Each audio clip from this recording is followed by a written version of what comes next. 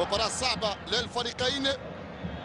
كل فريق يبحث عن الفوز في هذه المباراة، وخاصة فريق الأهلي يلعب على أرضه وبين جماهيره.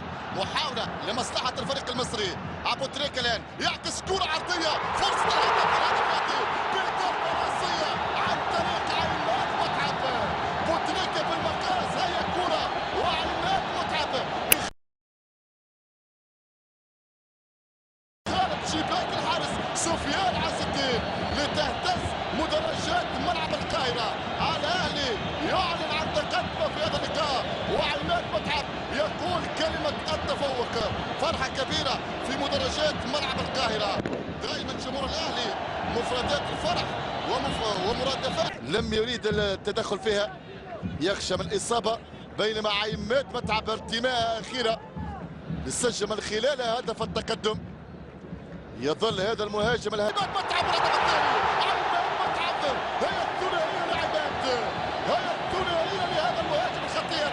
مر الكرة باتجاه أحمد فتحي يرجع له الكرة، وعماد متعب يسكنها داخل الشباك.